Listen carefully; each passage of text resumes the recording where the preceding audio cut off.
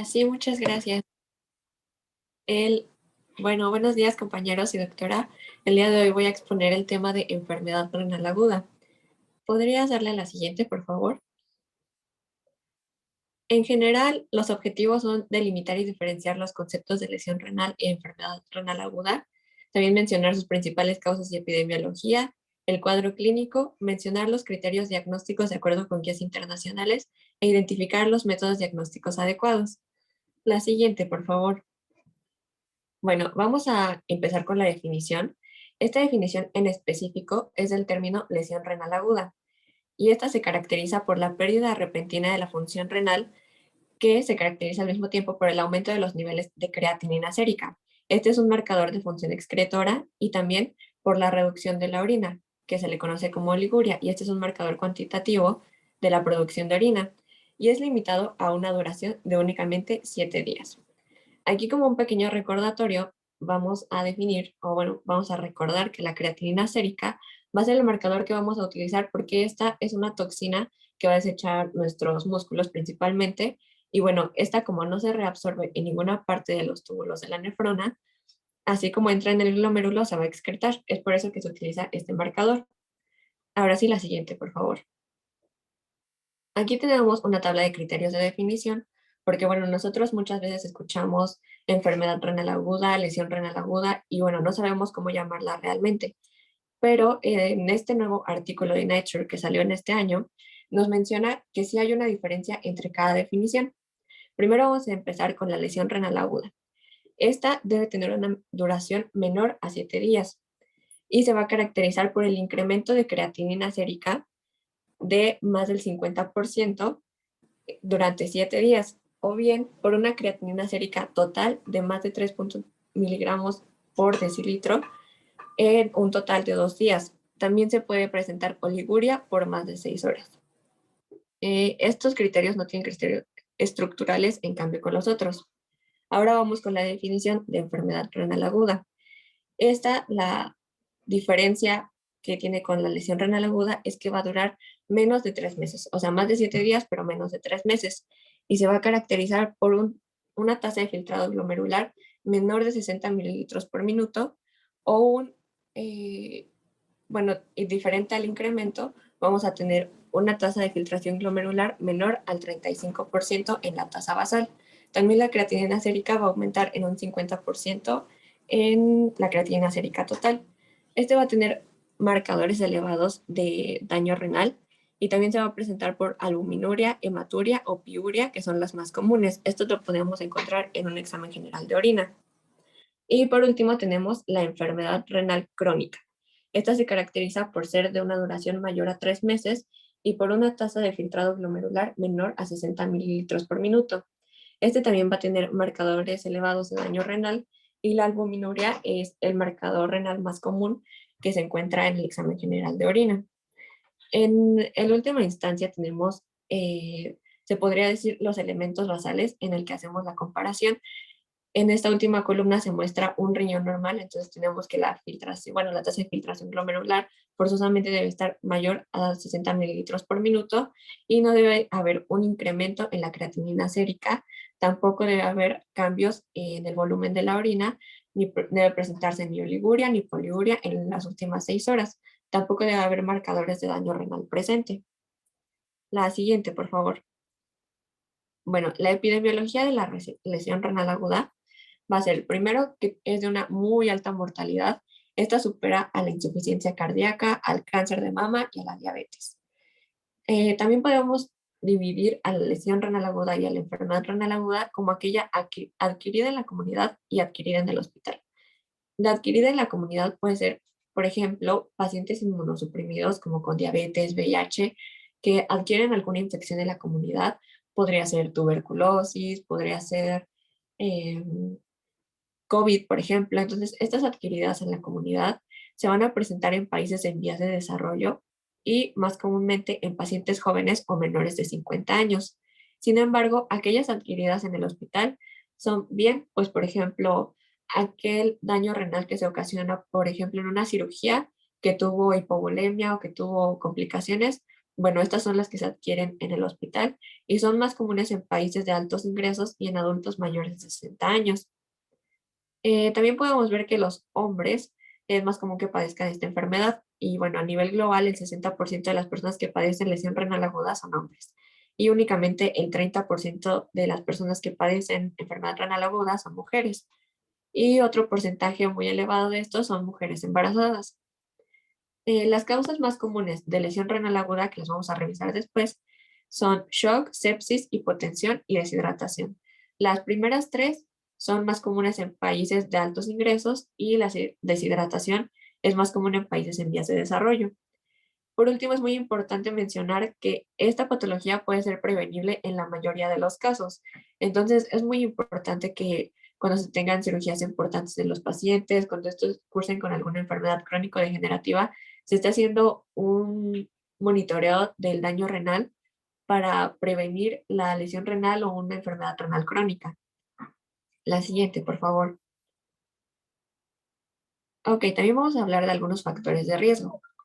Estos factores de riesgo se van a dividir en tres, que son los ambientales y socioeconómicos, patológicos y los que se adquieren en la UCI.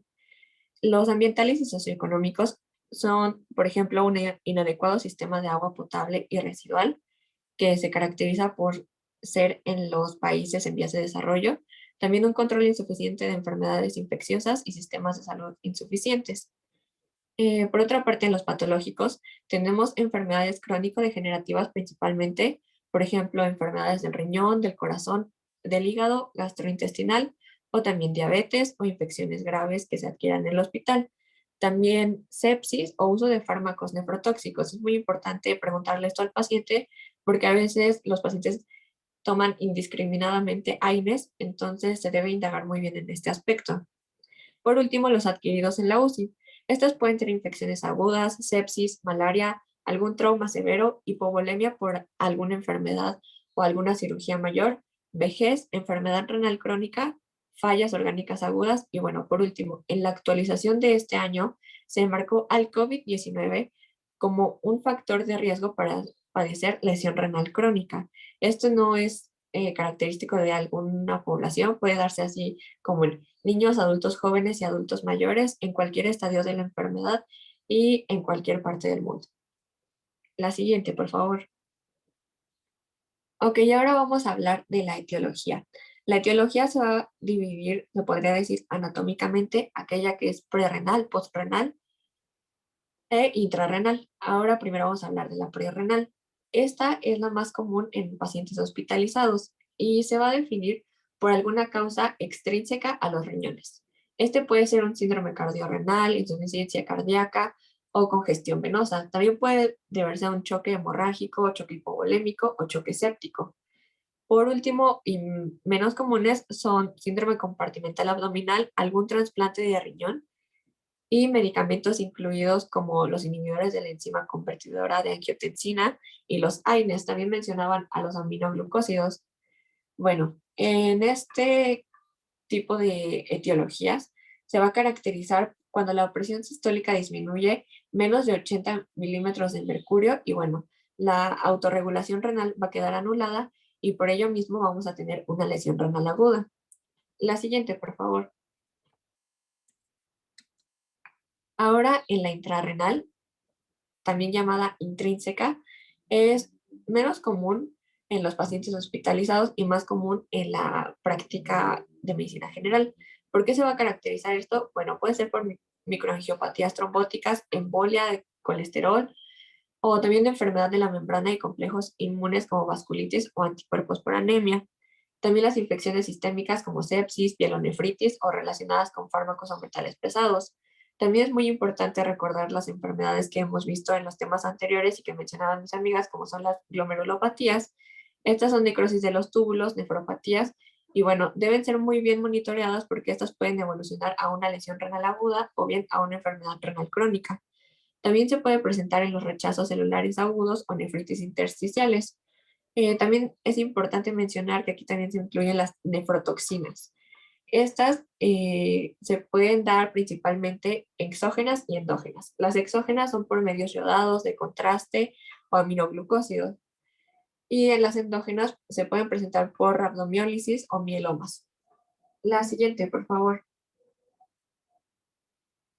Y por último tenemos a la etiología postrenal. Esta va a ser a partir de los uréteres, la vejiga y la uretra.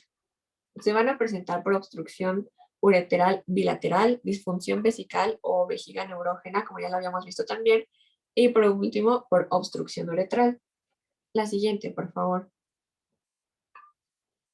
Como sabemos, esta es una enfermedad silenciosa, por lo tanto, el cuadro clínico no va a existir como tal. El paciente no va a presentar signos ni síntomas que pues sí, que nos guíen hacia una lesión o una enfermedad renal aguda. Sin embargo, va a haber tres excepciones, como se los mencionaba, que puede ser un cuadro agudo de enfermedad previa, es decir, cuando el paciente estuvo previamente hospitalizado por alguna sepsis, por algún choque hipovolémico. Bueno, esos síntomas nos van a guiar a que podamos tener una lesión renal. El segundo caso donde se puede presentar algún síntoma, bueno, pues en la obstrucción de vías urinarias, o también ya en la última de las instancias se puede presentar por alguna complicación de la lesión renal aguda. La siguiente, por favor. Ahora, como vemos, hay muchísimas etiologías, entonces sería casi imposible mencionar la fisiopatología de cada una de ellas. Sin embargo, histopatológicamente, todas las lesiones renales agudas tienen cosas en común, entonces se explica brevemente en este siguiente esquema. La injuria se refiere al daño o a la enfermedad que causó este daño renal o esta lesión renal en los microtúbulos, en las nefronas o, bueno, en general en el parénquima renal. ¿Por qué se va a caracterizar histopatológicamente? Primero, por una lesión microvascular. Esta lesión microvascular va a ocasionar un descenso en el flujo sanguíneo. Y este descenso en el flujo sanguíneo, a su vez, va a aumentar la adhesión leucocitaria y va a aumentar la permeabilidad de todas las células, se podría decir, proinflamatorias. Esto va a ocasionar un aumento de la isquemia y esto nos va a llevar a una lesión glomerular o necrosis glomerular, que es muy importante. Por otra parte, tenemos la lesión celular o la apoptosis o necrosis de la pérdida del citoesqueleto. La pérdida del citoesqueleto también es muy importante porque nos va a llevar a la destrucción tubular y al edema intersticial. Esto va a ocasionar que aumente la presión intratubular e intersticial por las alteraciones de la bomba sodio-potasio y ATPasa. Por último, esto nos va a llevar igualmente a una necrosis túbulo-intersticial y todo este sistema pro o antiinflamatorio que va a existir en la autorregulación nos va a llevar a una lesión renal aguda o una enfermedad renal crónica. Histológicamente, esto es todo lo que tienen en común todas las etiologías en el aspecto histológico. La siguiente, por favor.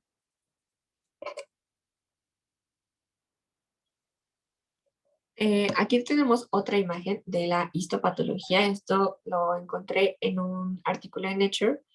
Bueno, tenemos la severidad de la enfermedad. Esto también lo vamos a ver después en la clasificación. Tenemos la leve, la moderada y la severa. Vamos a comenzar con la leve. Bueno, aquí se puede ver que tenemos las células diferenciadas tubulares, que son las rojitas. Por otra parte, tenemos las células progenitoras o las células madres, se podría decir. Y por último, las células dañadas. Bueno, también dañadas por el daño renal. Y por último, las celulitas verdes son aquellas células activadas, bueno, células inmunes activadas. ¿Qué va a pasar en la parte A? Bueno, este puede tener una recuperación completa, es decir, no va a haber ningún daño, no van a quedar secuelas realmente, pero va a aumentar el daño cardiovascular, pero realmente no va a haber una pérdida de nefronas como en las siguientes dos. En la lesión renal aguda moderada, como podemos ver, empiezan a destruirse principalmente las que ya estaban dañadas y también las diferenciadas. Menciona el artículo que es menos probable que las células madres se dañen. Es por eso que las células diferenciadas y las células dañadas anteriormente van a ser las primeras en morir. En las moderadas, bueno, en la lesión renal aguda moderada, van a quedar bastantes secuelas en el paciente. Va a haber pérdida de nefronas total, va a haber nefronas regeneradas y esto es muy importante porque estas al intentar regenerarse van a crear una especie de fibrosis y esta fibrosis es muy peligrosa porque va a disminuir el flujo renal y también va a disminuir la tasa de filtrado glomerular. Entonces, todos estos pacientes ya van a quedar con un daño crónico y por ende también va a aumentar el riesgo cardiovascular y la posibilidad de padecer cáncer de riñón. ¿Esto por qué? Bueno, esto se va a deber porque al intentar regenerarse estas células puede haber algún daño en el genoma y bueno, estas van a empezar a reproducirse sin ningún control y puede ocasionar aparte de la fibrosis, pues cáncer renal. Y por último tenemos a la severa, y en este es muy importante mencionar que no se tiene ninguna recuperación de las nefronas y a veces llega a disminuir el número de nefronas hasta la mitad. Entonces tenemos un daño renal agudo o crónico ya muy avanzado y por lo general estos pacientes con este tipo de daño requieren de diálisis por el resto de su vida. Así que es muy importante hacer un diagnóstico adecuado para que los pacientes no lleguen hasta estas instancias y queden con tratamiento de reemplazo renal pues permanente. La siguiente, por favor. Ahora, obviamente todas estas lesiones, aparte de tener consecuencias en el riñón, van a tener consecuencias sistémicas, ya que como sabemos, el riñón es un importante regulador de la homeostasis. Entonces, ¿por dónde vamos a empezar? Por los órganos vitales. Por ejemplo, en el cerebro se puede presentar una encefalopatía, porque como va a haber una deficiente filtración, bueno, las toxinas urémicas se van a quedar dentro del cuerpo, dentro del sistema, y va a tener mediadores inflamatorios que van a ocasionar una encefalopatía. Por último, digo, segunda instancia tenemos la falla cardíaca. Esto también es muy importante ya que les había comentado que aumenta el daño cardiovascular. Entonces, este puede caracterizarse por una hipovolemia o también por una hipervolemia. Y también es importante decir que el desequilibrio hidroelectrolítico nos puede llevar a una hipercalemia que sabemos que causa arritmias cardíacas. También tenemos daño intestinal y en la microbiota y también cambios en el tejido marrón que puede llegar a ponerse nuevamente tejido rojo para ayudar a la eritropoyesis que no va a estar regulando el riñón. También vamos a tener función eh, hepática alterada. Realmente esta no se ha estudiado muy bien, pero bueno, se relaciona con una inflamación sistémica. Y por último, podemos encontrar la lesión pulmonar y esta se puede deber a lesiones microvasculares sistémicas. La siguiente, por favor. Tenemos dos clasificaciones. La primera es la clasificación Rifle. Esta mencionan que ya no se usa tanto porque se pierden algunos otros criterios muy importantes. Sin embargo, la menciono porque hay algunos hospitales en donde sigue siendo muy importante esta clasificación. Aquí se va a tomar en cuenta el riesgo, el daño y la falla. También la pérdida de funcionalidad. Sin embargo, no voy a mencionar los criterios porque en la siguiente clasificación, que se llama clasificación de Akin, la siguiente, por favor. Esta es la que se utiliza actualmente y es la modificada de Rifle y la va a dividir en tres estadios. El primer estadio menciona que la creatinina debe ser mayor o se debe elevar por 2 o por 1.5 o la creatinina sérica total debe ser mayor a 0.3 miligramos sobre decilitro. También la diuresis debe ser menor a 0.5 mililitros por kilogramo por hora durante 6 horas. En el estadio 2, la creatinina se va a elevar hasta por 2 o por 3 y la diuresis debe ser menor a 0.5 mililitros por kilogramo por hora durante 12 horas. Y por último, en el último estadio, la creatinina puede elevarse hasta por 3 o por 4 y la creatinina total sérica debe de ser mayor o igual a 0.4 miligramos sobre decilitro. Igualmente, la diuresis debe ser menor a 3 mililitros por miligramo por kilogramo por hora durante 24 horas o anuria por 12 horas. La siguiente, por favor. El diagnóstico principalmente se va a basar en la anamnesis, exploración física, laboratorio, tanto de orina como sanguíneo y métodos paraclínicos. En la anamnesis es importante indagar sobre datos de alarma como vómitos, diarrea o rash que nos pueden indicar ya alguna etiología. También se debe identificar enfermedades crónico-degenerativas y consumos de AINES, IECAS, ARAS o aminoglucósidos. En segunda instancia, los laboratorios, principalmente en los sanguíneos, podemos encontrar, como ya bien lo dijimos, un aumento de la creatinina sérica total, anemia, hipercalemia, hiperazoemia o incremento del BUN. También en el laboratorio de orina podemos encontrar oliguria, que debe ser menor a 400 mililitros por 24 horas. Y en caso de encontrar proteinuria, esta va a ser de mal pronóstico. Y por último, los métodos paraclínicos. Estos cuando se van a utilizar, por ejemplo, el ultrasonido y la TAC únicamente se deben utilizar en caso de sospecha de obstrucción. Y la biopsia renal se debe sospechar en glomerulonefritis, vasculitis, enfermedades autoinmunes o cáncer. La siguiente, por favor.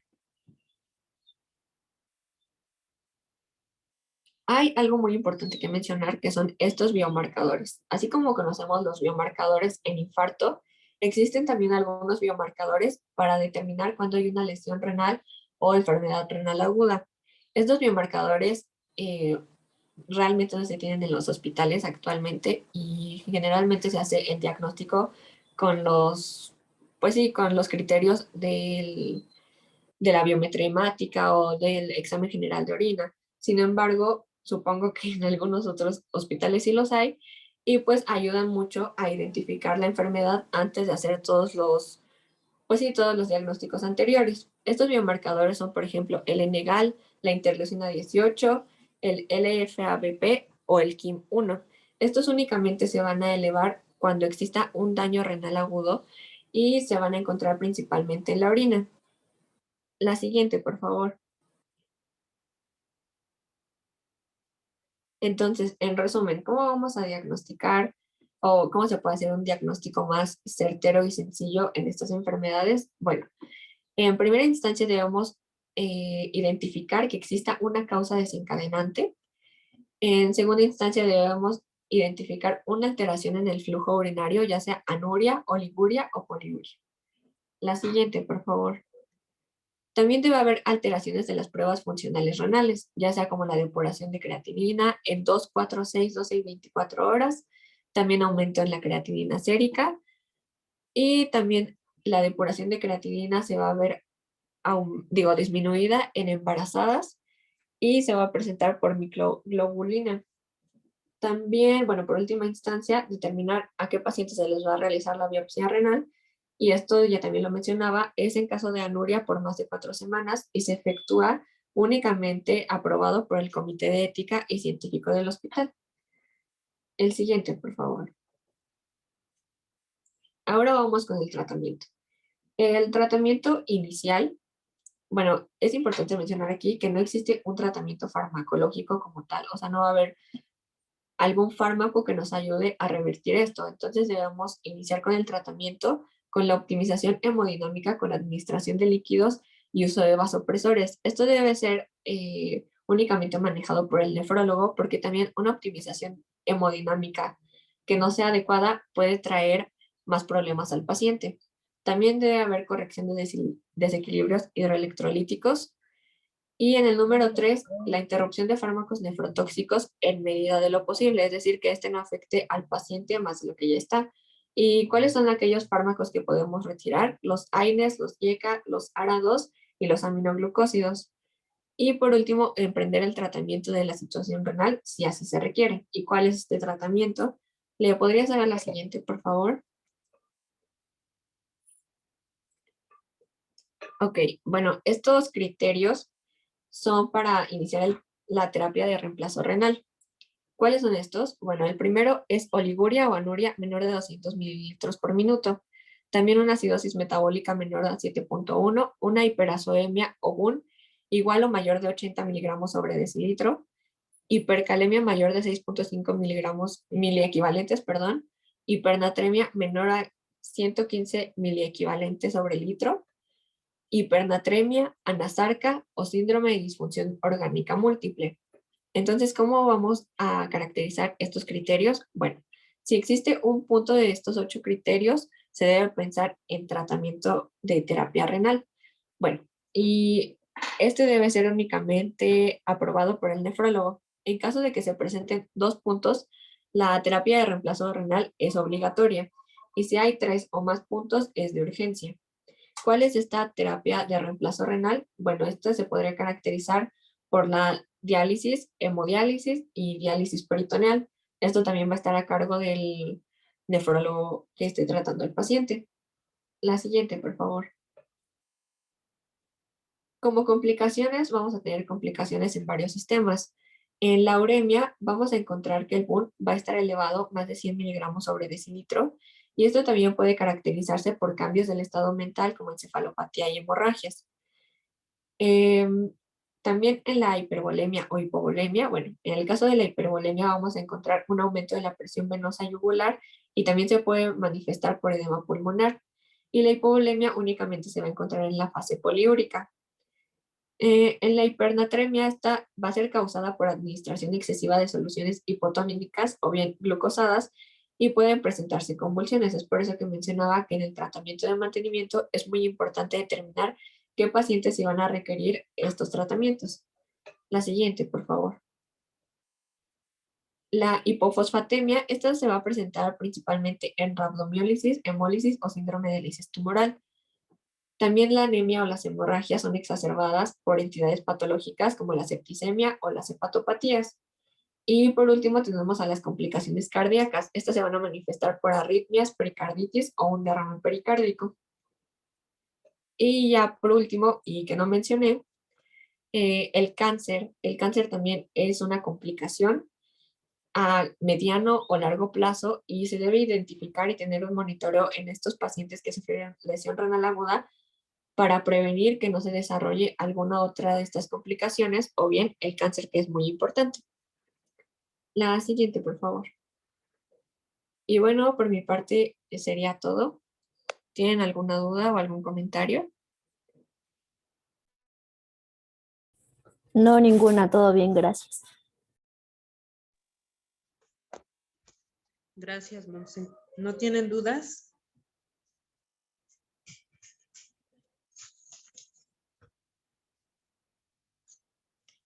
¿Alguien me podría decir entonces cuál es la causa más común de lesión renal aguda? De acuerdo a la clasificación que les presentó su compañera.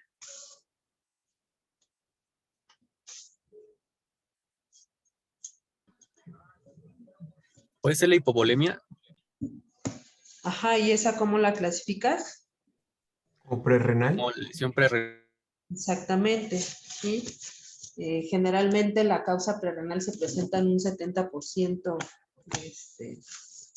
de los pacientes. ¿Qué otra causa prerrenal? Insuficiencia cardíaca congestiva. Septicemia. Muy bien. Bueno, como ya vieron, la lesión renal aguda es una complicación frecuente en los pacientes que tenemos hospitalizados y es de mal pronóstico. Ajá. Sobre todo en los pacientes que ingresan a la terapia intensiva, pacientes que se consideran críticos. Y efectivamente, como les comentó Monse, ahora con la pandemia hemos visto que los pacientes con COVID pueden llegar a desarrollar lesión renal aguda entre un 20 y un 40%. Esto se ha visto o estos estudios se han hecho más en pacientes críticos y evidentemente esto es un factor de mal pronóstico, un factor de gravedad y que evidentemente va a incrementar la mortalidad. Entonces es una complicación frecuente que tenemos que estar monitorizando, como les comentó Monse, estar checando si tienen medicamentos nefrotóxicos o algún factor que pudiera desencadenar la lesión renal aguda y tratarla de manera oportuna, porque si no, o el paciente fallece o lo podemos llevar a una lesión renal que se vuelve crónica. ¿Alguna otra situación que quieran comentar, chicos? Hay una actualización de nefrología de lesión renal aguda del 2020 para que la revisen, por favor. La revista se llama Nefrología al Día. Revísenla, viene muy completa y es una revisión que les puede ayudar para estudiar el tema, ¿de acuerdo? Doctora, Sí, doctora. Muchas gracias. Gracias, Sí, doctora. doctora, gracias. Bueno, entonces nos vemos mañana. Sí, doctora, gracias. Gracias, doctora. Hasta luego. Gracias, hasta luego. Gracias, doctora. Hasta luego. Gracias. Gracias, doctora. Hasta luego. Ah.